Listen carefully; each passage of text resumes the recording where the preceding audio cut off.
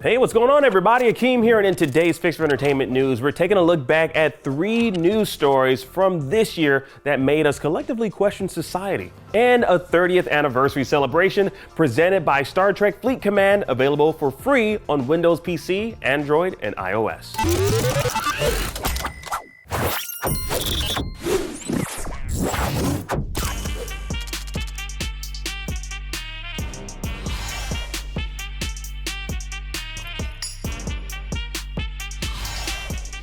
There's always a lot of buzz around the Academy Awards during the first few months of the year, but it's typically about what won, what was snubbed, red carpet attire, or who rambled on during an acceptance speech. Now, this year, the only thing anyone was talking about was Will Smith slapping Chris Rock across the face in response to a joke about his wife. Now, the joke in question was that Jada Pinkett Smith looked the part to star in G.I. Jane 2, referencing the 1997 film that starred Demi Moore with a shaved head. Now, Pinkett Smith's baldness, however, is the result of a medical condition called alopecia.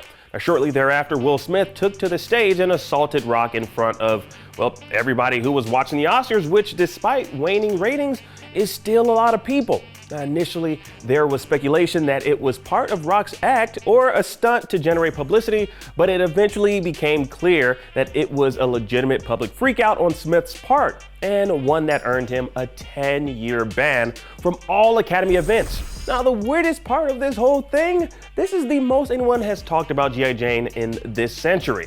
Now, no word on whether or not Ridley Scott has any plans for a sequel. On the big screen, Ezra Miller might be DC's fastest superhero, The Flash, but off-screen, the actor's behavior in 2022 has been nowhere near heroic, and they found themselves in quite a bit of legal trouble this year.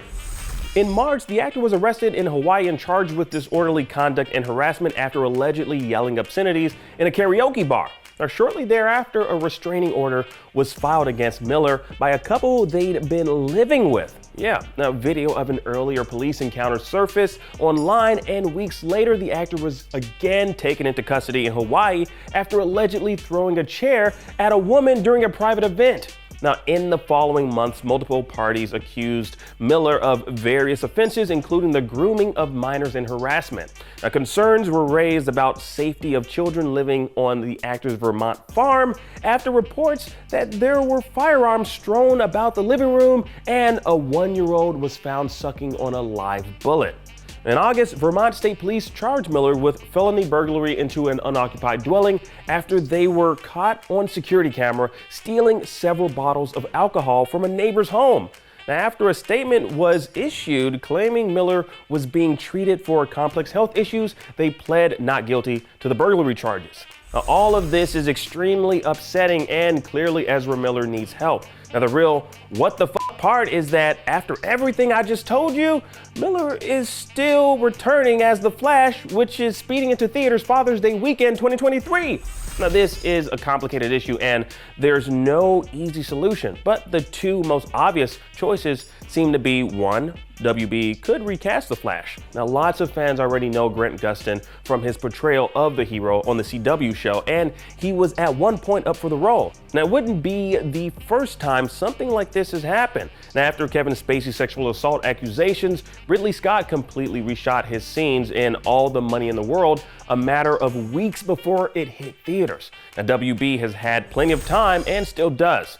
Now, second, WB could flat out just scrap the movie entirely.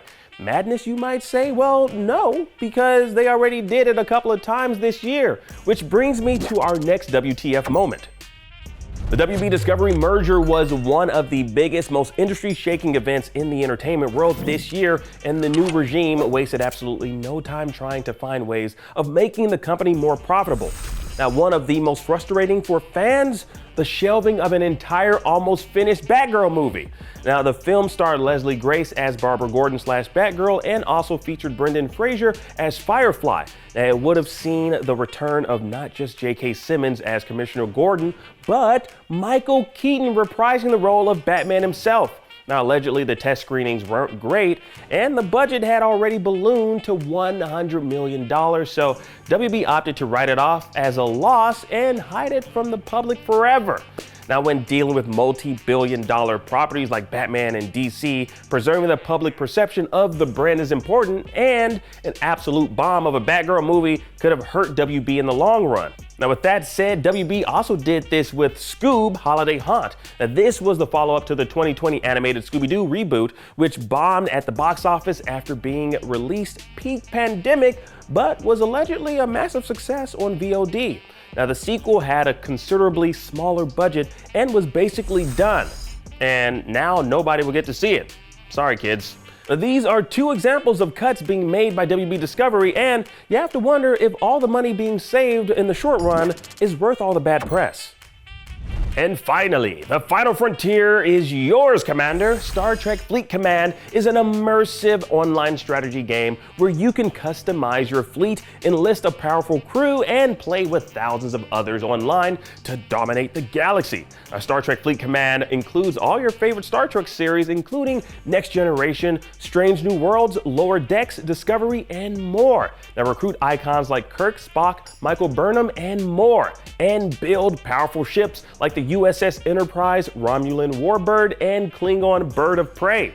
Now, to celebrate the 30th anniversary of Deep Space Nine, new content is now playable in-game. Now, recruit officers like Sisko, Kira, and Miles O'Brien, and play the Deep Space Nine storyline. Yeah. Now, speaking of which, IGN hosted a roundtable where we interviewed the cast of Star Trek Deep Space Nine in celebration of the show's upcoming 30th anniversary.